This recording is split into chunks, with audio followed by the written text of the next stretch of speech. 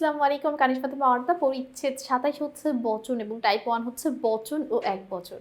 তো বচন বলতে আসলে আমরা কি বুঝছি? একাধিক সংখ্যা বোঝানোর জন্য আমরা যে লঘুগুলো ব্যবহার করে থাকি, যে এক মানে সেগুলোকে মূলত কি বলে? বচন বলে। একবচন হচ্ছে একটা সিঙ্গেল, আর বহুবচন হচ্ছে একের অধিক বোঝানোর জন্য যে আমরা লঘু ব্যবহার করি।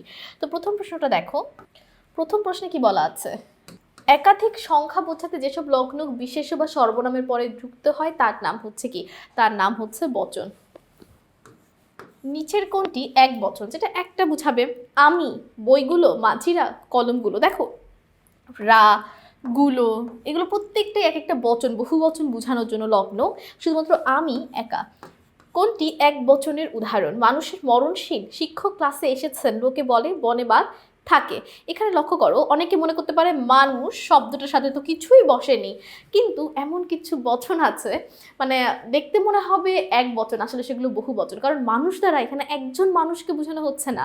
ঠিক আছে, আবার আমি যদি বলি মৌমাছি মৌচাক বানায়, সেখানে মৌমাছি দ্বারা একটা মৌমাছি দিয়ে কখনোই মৌচাক বানানো কিন্তু সম্ভব না। ঠিক আছে, তো কিছু শব্দ আছে যেগুলো আসলে বহু বচন শব্দ আকারেই থাকে, এগুলোর কোনো এক বচন আসলে বোঝা যাচ্ছে না। যেমন মানুষ মরণশীল, মানুষ দেখতে এক বচন হলো, কিন্তু মানুষ মরণশীল বলার কারণে এখানে মানুষ দ্বারা একজন মানুষকে বোঝানো হচ্ছে না, পৃথিবীর সকল মানুষই মরণশীল সেটাকে বোঝানো হচ্ছে, এই জন্য সেটা বহু বচন হয়ে যাবে।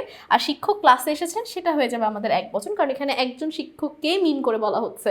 কিন্তু শুধুমাত্র যদি আমি বলতাম শিক্ষক শিক্ষকরা শিক্ষক সম্মানের যোগ্য, সেই ক্ষেত্রে কিন্তু এখানে আবার তখন সেটা হয়ে যেত বহু বচন। অর্থাৎ মাঝে মধ্যে এক বচন নাকি বহু বচন সেটা পরের শব্দ বা পুরো বাক্যটা দেখে বোঝা যায়। সেই জন্য শুধুমাত্র শব্দ দেখে ভুলেও বচনে টিক চিহ্ন দিবে না, পুরো বাক্যটা পড়বে, বাক্যটা পড়ে বোঝার চেষ্টা করবে যেটা দ্বারা কি একজনকে বুঝাচ্ছে নাকি পুরো জাতিকে বুঝাচ্ছে। ঠিক আছে, এখানে মানুষ দ্বারা সকল মানুষ জাতিকে বুঝাচ্ছে, তাই সেটা হয়ে গেল বহু বচন। আর এখানে শিক্ষক দ্বারা আবার জাতিকে বুঝাচ্ছে না, শিক্ষকও তো অনেক হতে পারে, কিন্তু এই বাক্যটাতে শিক্ষক এখানে একজনই বোঝানো হচ্ছে, তাই সেটা এক বচন। এইভাবে বুঝে শুনে উত্তর দিবে। মাঝে মধ্যে তোমরা তাড়াহুড়ার কারণে সহজ প্রশ্নগুলো ভুল করে ফেলো।